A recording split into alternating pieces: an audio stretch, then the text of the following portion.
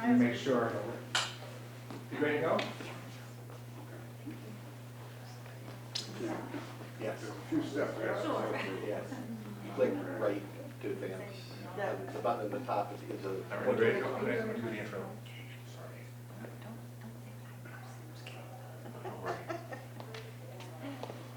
Good evening, everybody, and welcome to our presentation tonight. We've been focused on facilities planning for our K-8 buildings for the past 8 months, working intensively.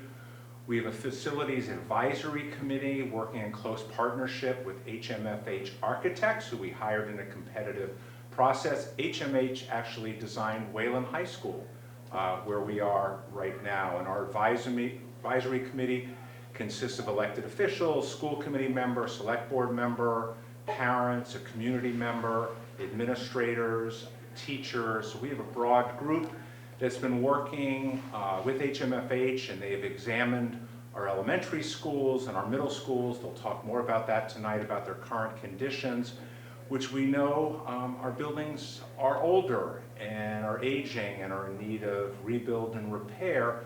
But we want to have a really thorough, involved process where we get community feedback. And we're at the stage now where HMFH is going to present some options tonight as we think about the future of our district. And it's so important to plan for the future. And with that, I am going to introduce Laurie Coles, who's a principal at HMFH, and James Liebman, also with HMFH. It's been a pleasure to partner with them. And thanks for joining us. Thanks, David. So as David said, my name is Laurie. I'm very happy to be here. We are focusing on your elementary schools and the middle school, and also the preschool program, which is currently located in town offices. So this is a map of your town, which I'm sure you're all very familiar with. And as David mentioned, we've been working at this for a little while. You all started before we got here, but since we've been here, we've been actively meeting with an advisory group with core administrators, David and Betsy, every week. And we went through the sort of main steps of existing conditions, educational visioning, and development of options, which is sort of where we are now. We have a lot of options to review with you tonight. And we have done different levels of community outreach, and we're really in the sort of ramping up stage of sharing this information out to everybody. So in terms of existing conditions evaluations, a team of architects and engineers went to all of the schools, we walked the sites, we met with and walked the sites with the principals as well to really understand the conditions. Here are your 3 elementary schools. The lists here are pretty daunting, but the highlight is all of them are over 70 years old.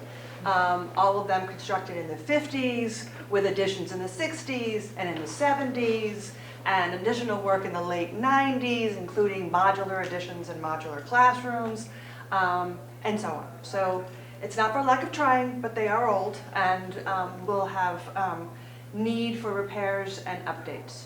So further, just to reiterate, all 3 buildings contain kindergarten through 5th grade. There are varying sizes. Clay Pit is slightly larger than the other 2. And this is also highlighting the fact that the district has done an enrollment projections. And we are projecting that in about a 10 years time, slight decline of enrollment here, and you'll also see at the middle school grades. And so just, again, very high level. I mean, we did reports and pages and pages and pages of information, again, from engineers and so on. But because these buildings are so similar of age, they have very similar conditions and similar concerns. So all of them have undersized classrooms, undersized gymnasium, undersized cafeteria, no small group teaching spaces, and greatly deficient in special education teaching spaces. All of them are having modular spaces, those little red squares all over. Many spaces that are being used for teaching that were not designed for teaching. A number of spaces without natural light, sort of a ballywag of ours to really point out the importance of that. And then really looking at the accessibility codes and requirements, upgrades in terms of the situation with the mechanical systems and their condition, some without fire sprinklers, perfectly safe, but aging, and because they were built over 70 years ago, they do not meet today's codes.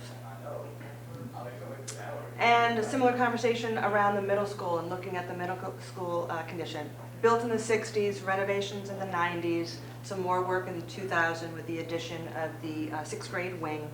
It serves 6th through 8th grades, and again, as noted, it is projected to show a decline in enrollment over the next 10 years. And again, a lot of similar deficiencies in terms of the layouts and no small group teaching spaces, not enough sufficient space for special education. A number of other things, the orchestra and drama programs are in spaces that were not designed for such things. Limitations in technology. And then we have a number of spaces just inherent in its layout that do not, I mean, we're talking general education classrooms that are used all day long without windows and access to daylight and views, and similar accessibility issues. There's a number of ramps, and while a ramp is a ramp is a ramp, they don't all meet code. There should be a certain pitch to them. So all of that we sort of taken note of so we understand the conditions. And so we did as a baseline an understanding of costs to improve each of these buildings around accessibility and around mechanical and other building systems. We did not look at rearranging spaces, adding spaces, doing anything to the educational, just a baseline repair cost, because I think it behooves all of us to understand where we're starting from and what the building needs are. And so we did, these initial numbers that you're seeing there were what we call straightforward construction cost numbers. They're not escalated to when you're going to start construction. They're not including any soft costs and anything like that. So that was that big paragraph here. But because of what we're about to show you in a little while, we did that and we sort of did our best guess numbers. And we're looking at over $200, I hate saying these numbers, $1 million worth of repairs and upgrades that are needed on these buildings in relationship to accessibility and the building's systems. Okay, again, not educational needs, not improvements to spaces so that people aren't teaching in closets. None of that, purely systems. So our next task was the educational visioning, and I'm going to be turning this over. We had a number of sessions. We also worked with a company, MLP, Integrated Design, and worked through a series of sessions. These sessions had more than 60 people, shall I say, of the public joining us. It was wonderful, wonderful participation.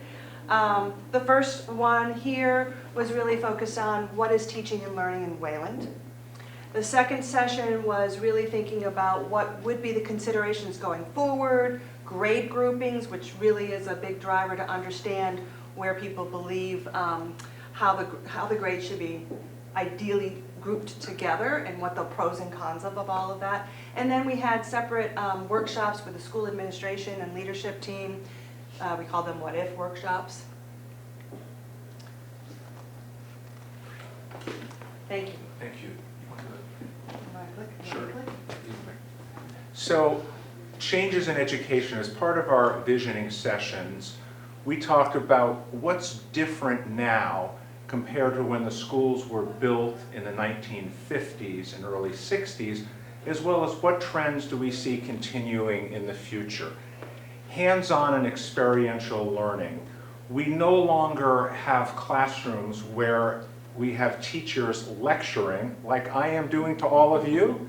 That does not happen as much in classrooms. We have hands-on, small group work. That's what research certainly supports. That's project-based, whether it be in science, other areas, certain humanities, group and project works. We know that working in teams is incredibly important, and collaboration, it's an important skill that came out in our visioning work, and that's what we see in classrooms.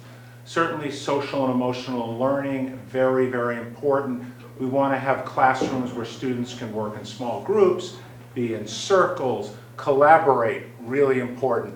Special education. Special education was not established in Massachusetts. Massachusetts was actually the first state that started special education in 1973. Public Law 94-142, which was the federal law for special education, didn't start until 1975. Our schools, of course, were built before then. We think of special education, we want small spaces, flexible spaces, spaces that are connected to classrooms with nice visuals that are bright. That's what we need. And certainly technology is now a core part of schools.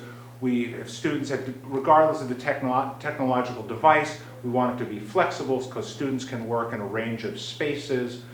So those are the ways kind of schools have changed and where we see them going in the future. So we think of all of these: flexible spacing, light, small spaces, medium spaces, large spaces. That's what we hope to achieve as we move forward with this plan.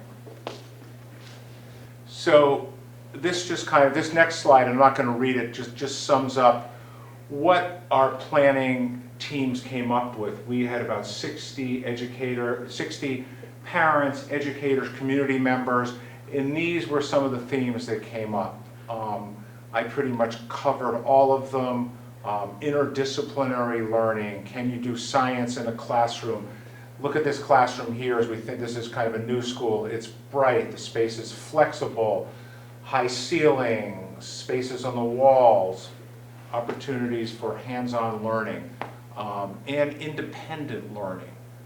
That also requires different kinds of spacing. And STEM, arts, you can see in this room there's opportunities for all of that work to take place.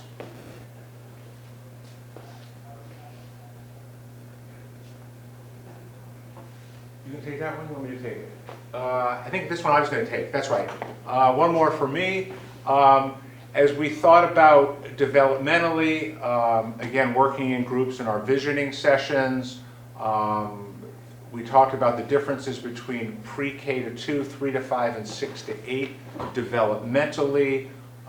Early education, pre-K and kindergarten look different in terms of classrooms. We talked about different transition points along the way. Again, this was part of thinking about grade configuration, because there are schools in districts our size that have different grade configurations. Even neighboring districts have K to 1, 2, 3, 4, 5 schools. Obviously K to 5 or pre-K to 5 is the most common, but we do have schools with K to 2, 3 to 5. So we talked a lot about developmental stages and how students learn. We talked about grouping, we talked about special education. We talked about the number of transitions that students face while facing healthy growth. And we know that students can have positive educational experiences in a range of structures, but structures can be one factor among many others. Certainly a strong school culture that focuses on teaching and learning, in a strong caring community with thoughtful and rigorous curriculum, and that's what it's about. And we want to think about what models would work best for Wayland. We also talked about transportation, traffic, a lot of different kinds of models as we thought about considerations. Now it's time for James. Sure. So this all kind of boils down into some planning priorities. And these are going to become important because as we talk about the options, we're going to come back to these and talk about which options achieve which of these better than others. So they include, we've already talked about developmentally aligned grade groupings, the idea that certain age groups work well together, the equity of access to programs, services, and spaces, and that, having new schools means great new spaces, and you want to make sure that everybody can get to them and use them. Small school feel, right now you've got 3 elementary schools with a neighborhood feel, and there's a lot of talk of efforts to maintain that. Pre-K connected to elementary school, different than you have now. The idea being that the pre-K would be connected to one of the elementary schools for shared resources, shared programming, and a new facility not on the second floor.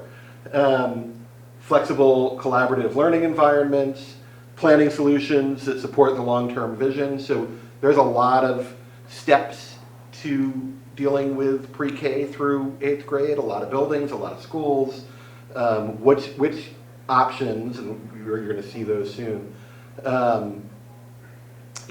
facilitate achieving that in a way that can be supported by the community and a way that can be affordable. And likely to be supported by the Massachusetts School Building Authority. You're going to hear me say MSBA. In that case, I'm talking about the Massachusetts School Building Authority, the state funding mechanism for building schools. And then what came out of the Envisioning that was really meaningful for us was this idea that there are different grade configuration options and planning options, and some of them were, liked better than others. And you see that based on, some of them seemed stronger for Wayland. I'm not going to get into the specifics here because I get into it soon. Sorry. Okay, so all of our planning options come with a number of assumptions. This page is really focused on the assumptions that affect schedule and budget.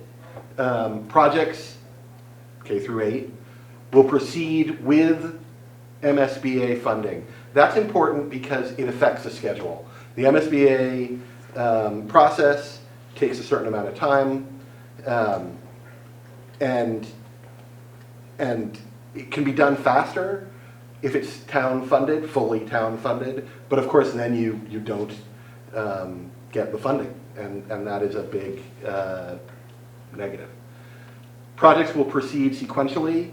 The MSBA kind of requires that anyway. You'll do one project. When that's complete, you'll apply and do the next project. The assumptions are that the schedule as we show it is kind of the best plausible schedule, and it relies upon acceptance into the MSBA program the year following the completion of the preceding project. So when one project ends, the next year you're accepted into the MSBA. There's no guarantee of that. The schedule could take longer. Some districts apply multiple years before getting accepted. And then conceptual costs are based on so the costs that we're presenting are purely conceptual, and they're based on recent projects and their square foot cost escalated to the date of the projects that happen throughout the process. And the longer, obviously, the longer out in time a project is, the more it costs, because the more it's escalated. Okay. Some more assumptions. So all of the elementary schools will be new construction. The existing elementary school buildings really don't offer a lot of opportunities. You've seen they're old, and they have some of these ADA issues. So we're assuming that those will be new construction, and that the middle school will involve a renovation and addition, and that the renovation will primarily be the gym and the auditorium and some of the spaces around those, because first of all, the MSBA will not build an auditorium for a middle school, will not help fund. And the gym is much larger than the gym that the MSBA would fund. So keeping those pieces and then building a new 3-story academic wing south of the existing building. I've already alluded to this next one, but that the elementary schools are planned to be either 2 or 3-story buildings, so different than what you have now, and that the middle school is planned as a 3-story academic wing, the addition. When we talk about some unoccupied sites for planning purposes, it's really helpful to have an unoccupied site to start the first construction, build a building, move people out, now you've got another empty site. So it really simplifies logistics. We've identified Holiday Road and Alpine Field as properties that are town-owned and in the care and custody of the school department, and also large enough and empty for a school project. There may be others. We've also kind of focused on Holiday Road because Alpine Field is as far north as it is, but I think that's something that still needs a lot of vetting. All projects, as they become projects, as they become actual design projects, will require a feasibility study that will include full civil design and soil testing and geotechnical borings. Once you have a project and a site, there's a lot of investigations that go into bearing out the feasibility, as well as an actual building design. The wetlands will require flagging and filing and working with Waylands Conservation Commission to determine what exactly and agree upon exactly what kind of wetlands it is and what the required buffers are. And a project at the middle school is likely to require a wastewater treatment plant as part of it, simply because of the number of students. Okay. I'm showing this you've seen this, but to show the two sort of empty, town-owned, in the custody and care of the school district sites. So that's 7 here at Holiday Road, and then Alpine Hill, you can see, is very far north.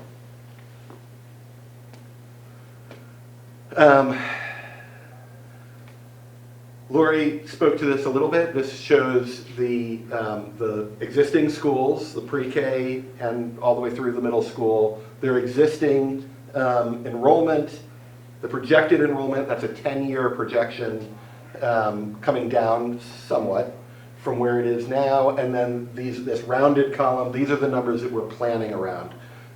So you can see, if you take these 3 fields, we're planning for 1,150 elementary school students, 600 middle school students, and right now the pre-K serves 40 today, but has a capacity for 75, and so we're planning around 75.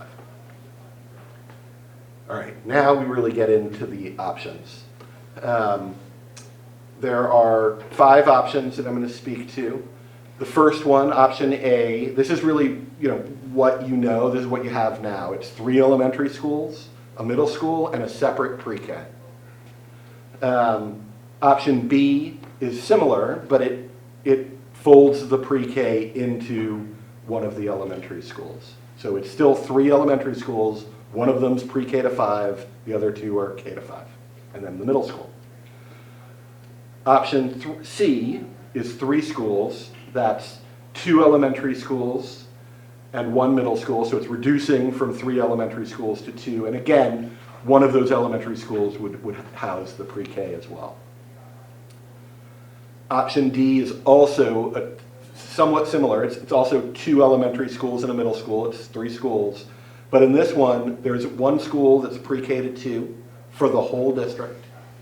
And there's a second school that's 3 to 5 for the whole district. And this aligns well with some of the ed planning and developmental work that we were doing. And then E, we're showing 1 elementary school. It's a big school. The idea is that it would be planned and designed as a lower school and an upper school. So it would have, it would separate the big kids from the little kids. It would have some shared facilities. It could be built as a single project. And you'll see the reason we're showing it. And then, of course, the middle school at 6 to 8. Okay, this is a lot of information. Let's start by just focusing on the upper part, the top of the slide. This is, again, showing those 5 options, A, B, C, D, E, and the enrollment numbers for each option. So option A, well, I'll start with all of them have 600 for the middle school, so I don't have to mention that again. Option A, 3 elementary schools, 1 kindergarten. Kindergarten for 75, and then the 1150, I think this might be 1155, split evenly among the 3 elementary schools. Option B just takes the 75 and folds it into one of the elementary schools. Other than that, it's the same. Option C is 2 elementary schools, each with a K to 6 population of 575, and then one of them with the 75 additional students for pre-K. Option D is the same, right? It's different grade configuration, but it's the same number of kids. And then option E, 1 elementary school, 1,150 K to 6 plus the 75 pre-K kids, so 1,225. All right, what that means, and the reason we're showing this, is it means significant difference in the bottom line square footage. So here you see the square footage, the size of each of the schools. This is actually not showing the middle school because the middle school is constant throughout all of them. So this is really focused on K to 5. You can see in option A, this is the largest, we're at 232,500 square feet.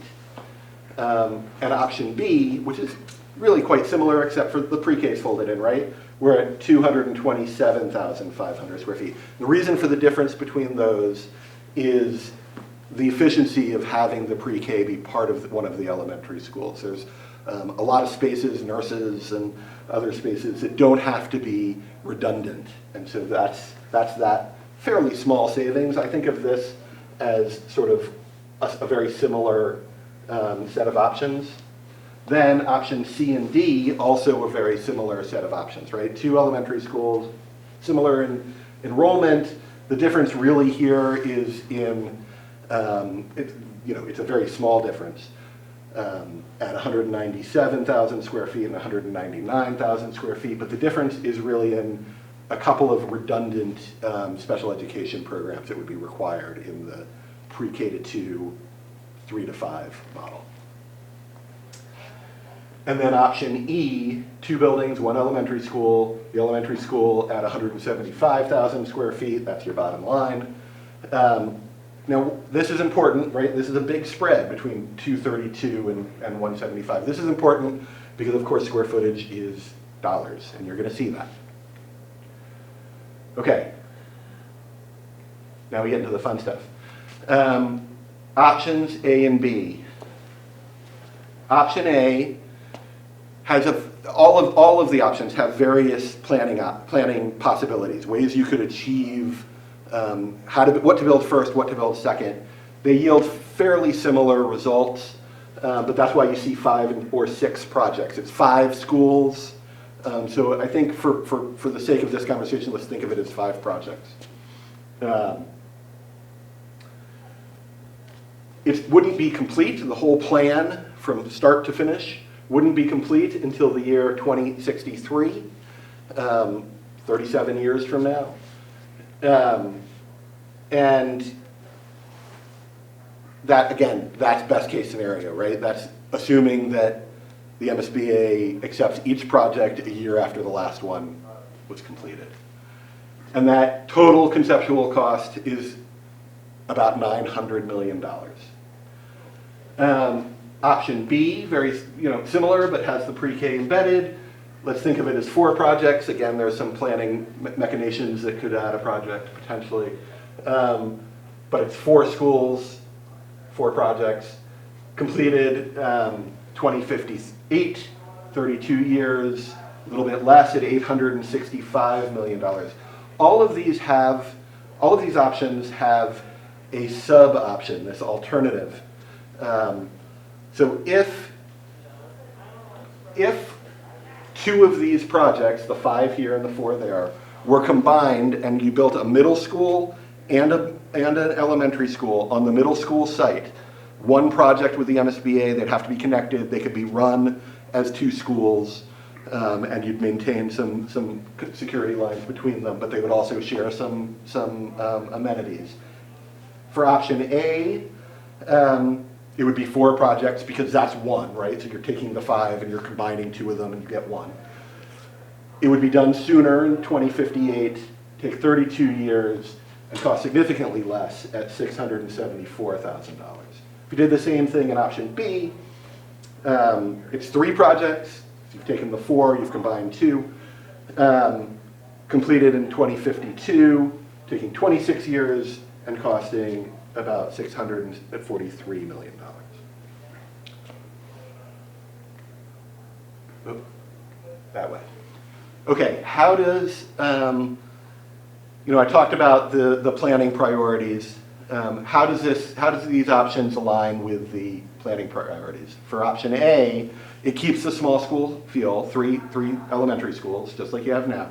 Keeps the small school feel, maintains the pre-K, K-5, 6 to 8 structure that Wayland knows. And it's easier to preserve the relationships within the elementary school buildings. It's the relationships you know, the size of community you know. Tensions with these planning priorities. The pre-K is separate. One of the key priorities was for the pre-K to be connected to one of the elementary schools. It increases risk of uneven access to programs, special services, and high-quality environments. As new schools are built, some kids are going to get it, and some kids are going to wait a lot longer before they get it. It does not support the long-term vision. It really protects tradition and what Wayland knows more than advances the vision for the future. And it doesn't align with the MSBA's aim for efficient use of resources. The MSBA likes consolidations. They like to build, they like to do projects that solve a lot of the district's issues, partially because they then aren't asked to come back immediately. Okay. Option 4 is, again, is similar, but we've combined the pre-K into one of the elementary schools. So it aligns with the planning priorities. It embeds the pre-K within one of the elementary school. It still retains the familiar K-5, 6 to 8 structure. The pre-K is slightly different, but that's okay. And it improves collaboration and consistency by bringing the pre-K in. The tensions with the planning priorities. Again, it increases the risk of uneven access to programs, services, and spaces. The pre-K to K transition is unequal. Some kids will be at the school that they go to for kindergarten, and some kids won't, so that's not equal. The developmental alignment improves by bringing pre-K in with the K students, but it's not optimized. And it does not support the long-term vision, district vision. And again, doesn't align with MSBA's aim for efficient use of resources. Okay. Options. Now we've got 3 more options. So option C, option D, and option E. Option 3, again, is 2 elementary schools, the middle school. One of those elementary schools has the pre-K in it. So it's, let's call it 3 projects. There is a mechanism where it's 4, but we'll call it 3 projects. Data completion is 2050. That's better. We're getting 24 years from now. And the cost is $655 million.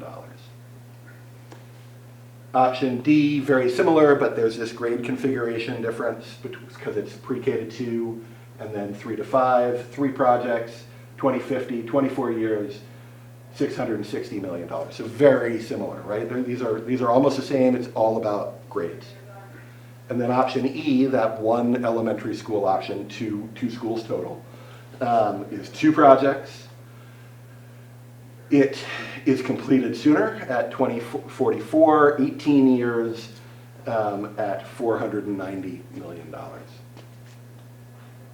Again, we have the note at the bottom about the alternative of building 1 project for the elementary school and middle school on the single site, run as 2 schools. For C and D, E doesn't really work with that.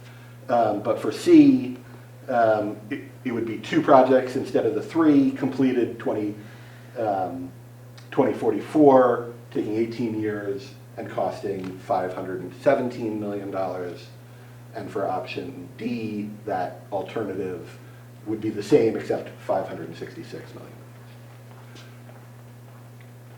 Okay, how do these align with the planning priorities?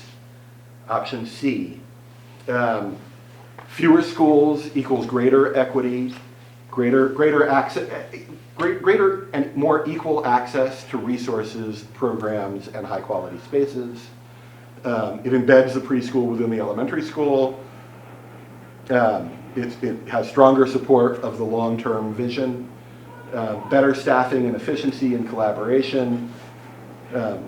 It preserves that middle school, elementary school distinction, and it better aligns with the MSBA's aim for efficient use of resources. Tensions with these planning priorities is it's more change for the community, harder to garner support, and communication is going to be really key to achieving that. It requires organization, learning communities, or clusters to strengthen relationships, partially because they're larger schools. The pre-K to K transition remains unequal. Again, some pre-K kids will move into the kindergarten classroom next door, and some will move to another school. Developmental alignment improves, but not optimized, and it's a larger elementary school. D. Okay, so for D, the D option aligns with the planning priorities very similarly. It embeds the pre-K within the system. There's really strong developmental alignment here. Pre-K to 2, early childhood cluster, 3 to 5, students starting to grow independently, 6 to 8, adolescent development. So it really, the school grade clusters align well with developmental cluster activities. Has strong equity of access. Every pre-K student goes to the same school. Every first grade student goes to the same school, et cetera. So there's a lot of equity there. It enables age-appropriate spaces, schedules, and instruction. Reflects the learning research used in the visioning, and better aligns with the MSBA's aim for efficient use of resources. It's fewer projects, larger projects. Again, the MSBA does often ask districts to look at consolidations. The tensions with the goals, it adds a transition within the elementary school years between 2nd and 3rd grade that Wayland does not currently have. There'll be transportation and site logistic issues that need to be carefully studied during the design phases. There's yet more change from the current model, and therefore more necessity to bring the community along for the conversation, and again, larger elementary schools. And then E, 1 elementary school, very large. It embeds the pre-K within the system. It still has the strong alignment of developmental alignment. The thinking is that because it's such a big school, necessarily it would be planned as an upper school and a lower school. So you'd still have that kind of separation of pre-K to 2 and 3 to 5, but those schools would be connected. They'd share resources, gyms, cafeterias, lunch, kitchens, and they'd be one MSBA project. It's the strongest. It has the strongest equity of access to programs and specials and specialty spaces because everybody's in the same building, getting all of the same programming and space use. It enables age-appropriate spaces, schedules, and instruction, and again, it really best aligns with the MSBA's aim for efficient use of resources. It's 1 elementary school project. It's 2 projects in total. The tensions with the goals, again, transportation and site logistics would need to be carefully studied. It is probably, between D and E, it is a lot of change from the current model. And then, of course, it's a very large elementary school. So here you see all 5 options, and we can come back to this slide, but here you see all 5 options so that you can compare them together. I'll just hit the highlights. Option A takes 37 years to complete at $900 million. Option B takes 32 years at $865 million. Option C takes 24 years at $655 million. Option D changes your grade configuration to pre-K to 2 and 3 to 5. Takes 24 years to complete at $660 million. And then option E is one big elementary school. Takes 18 years at $490 million. We did present a version of this with a bunch of other sort of sub-options that I'm not getting into tonight that have to do with what building you build first and which one you build second. So it's really in the weeds. But we did get a lot of feedback from the advisory group and the school committee at 2 separate meetings. The first is that any plan should result in an elementary school in the north and in the south side of town. And all options except for, of course, E do that. There was a lot of support for 2 elementary school solutions coming from a recognition of the amount of time that the 3 elementary school options take and the additional dollars.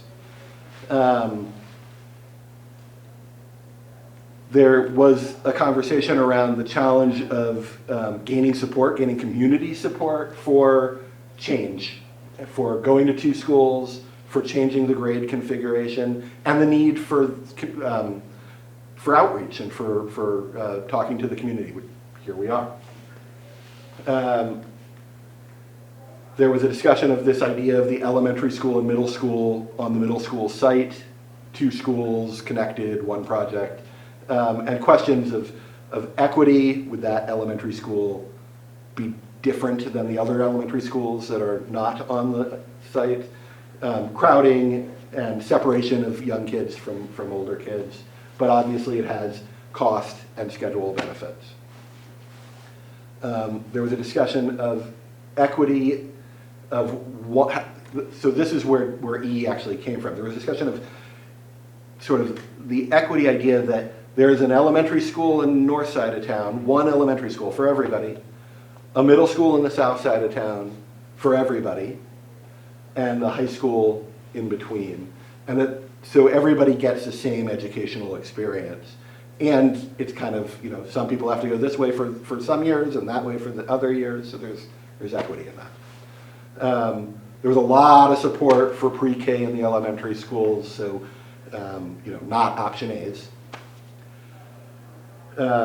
Requires decisions that manage duration, cost, and the whole cycle. So just decisions that really look at the amount of time it takes first to achieve some of these options and the amount of dollars. Need to consider other costs, busing and moving. Require multiple acceptances into MSBA programs and discussion of MSBA's preferences for consolidation. I've touched on that. The idea that the MSBA likes consolidations and likes to do projects that deal with the whole district's issues, space issues, facility issues. Support for neighborhood schools, and acknowledge the difficulty of managing change. There was a lot of talk of this last bullet related to that, actually.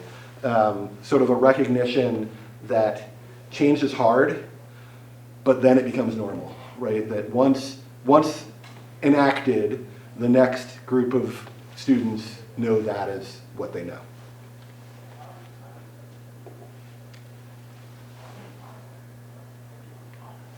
Okay.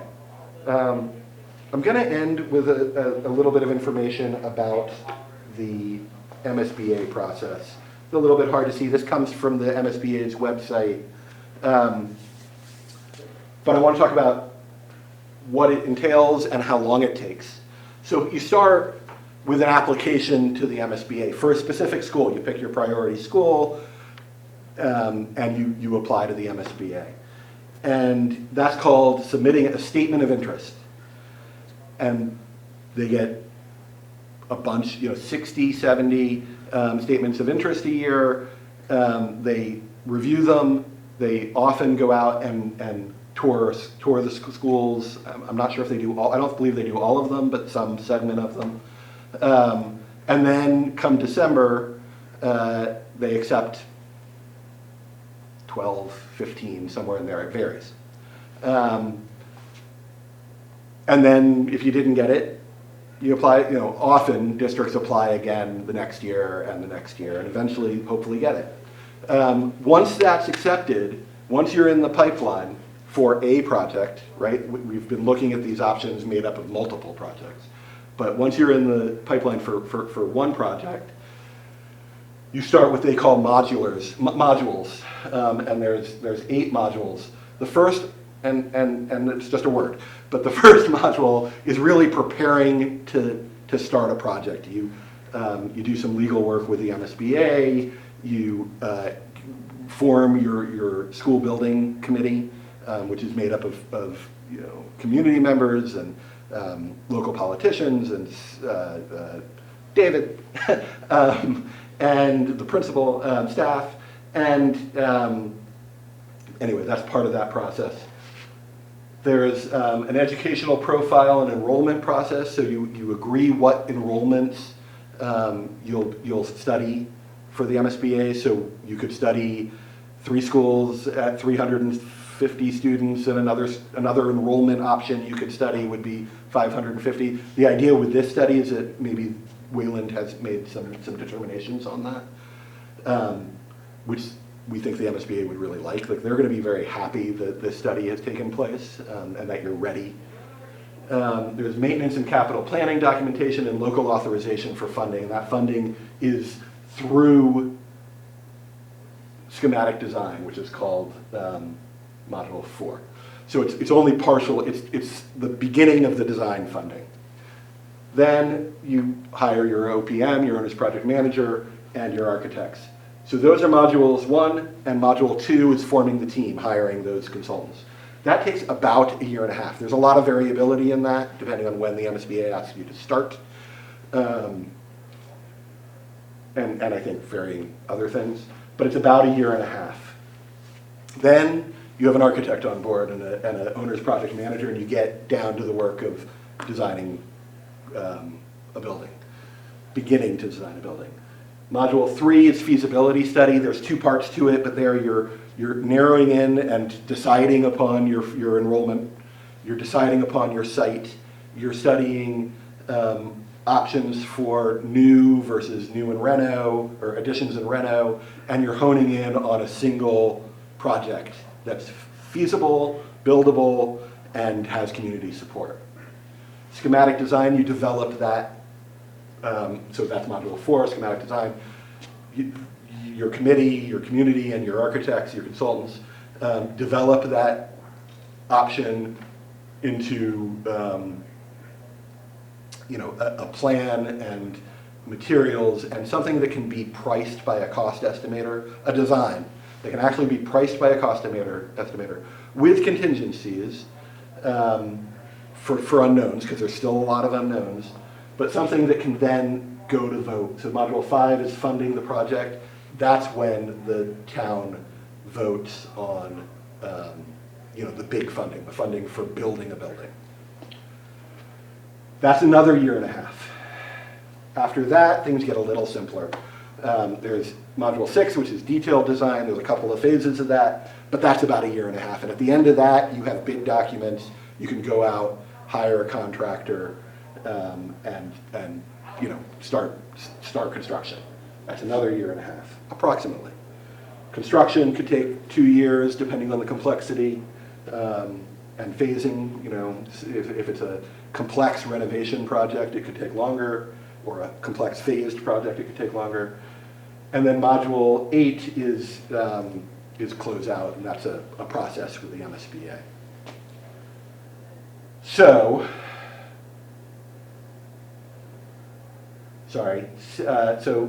from getting accepted to completing a project could take about 6 years, 6.5 years. Okay.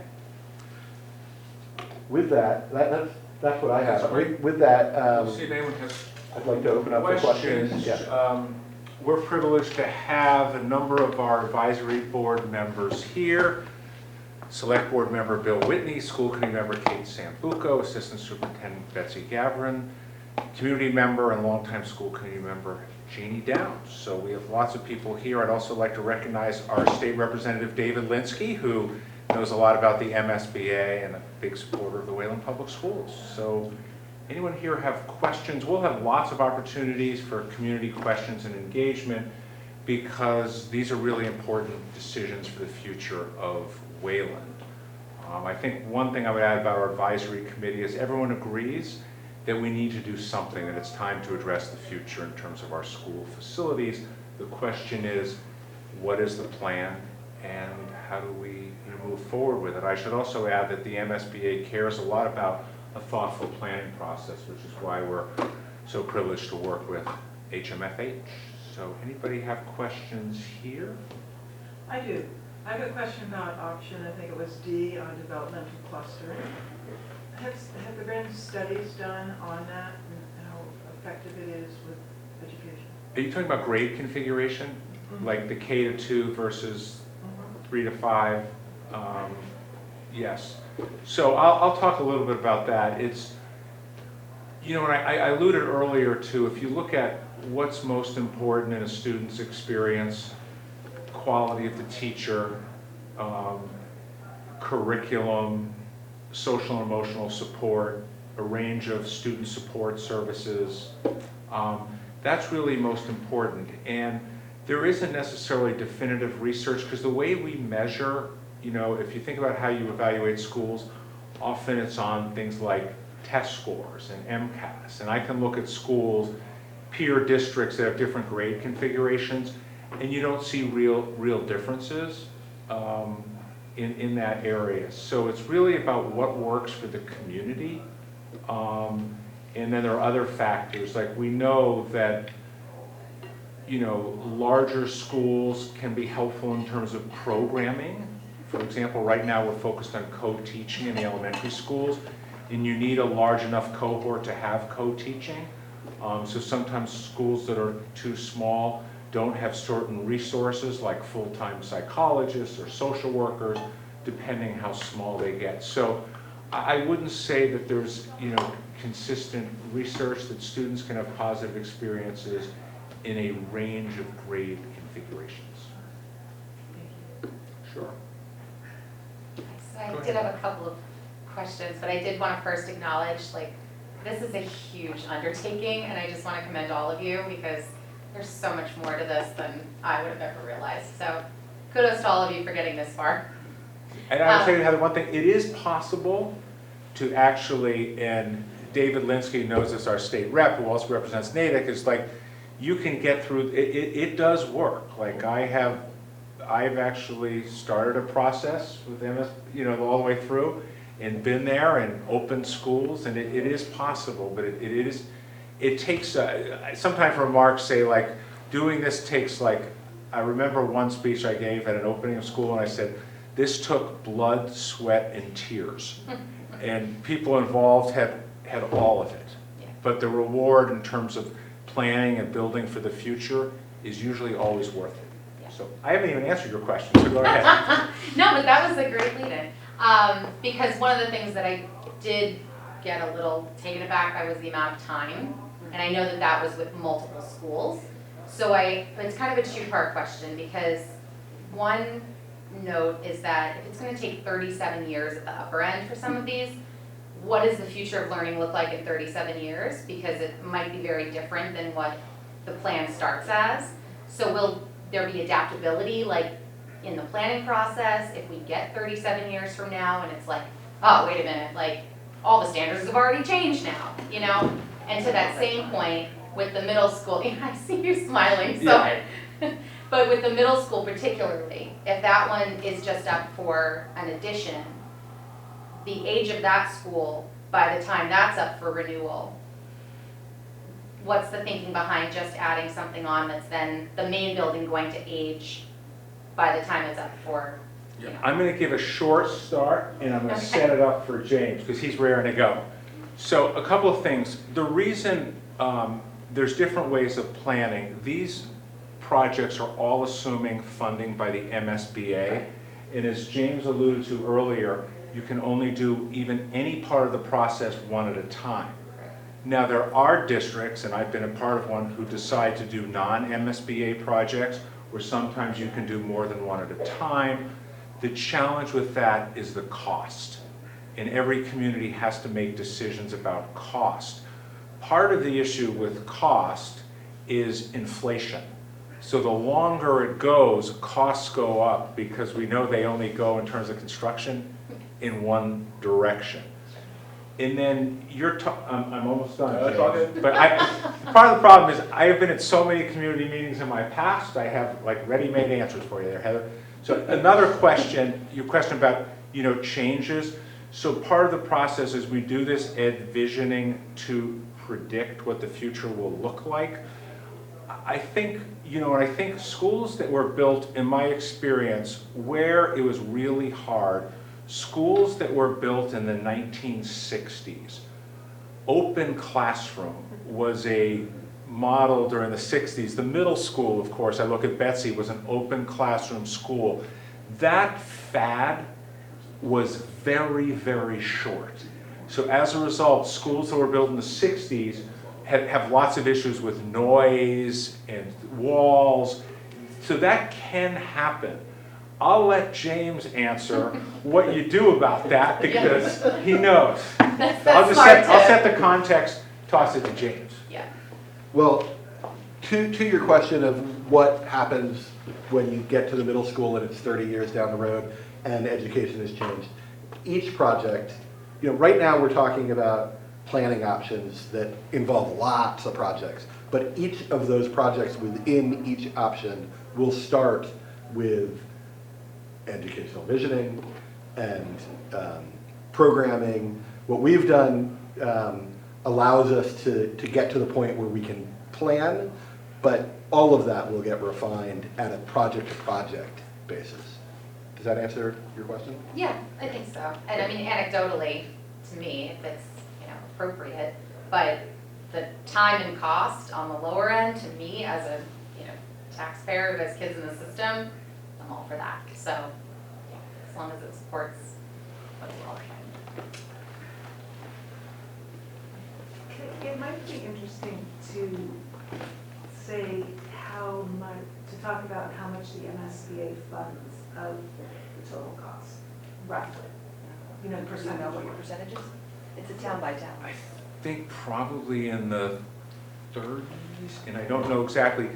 Just for context for everybody, the MSBA funding varies significantly based on district wealth and capacity. So that's part of, and that's what Jeannie's alluding to. Yeah, and I always want to caution because as an entity, it has caps on various things. So even if let's just say it's 30%, we don't know that right now until it's calculated, it will come in effectively something lower than that. They provide the same caps across the Commonwealth to everybody at this stage of time. So it's just, we don't want to guarantee anything because we won't really know until you're in the project and you have those numbers in front of you. But there will be some. And with these numbers, some is a lot because these projects are so costly.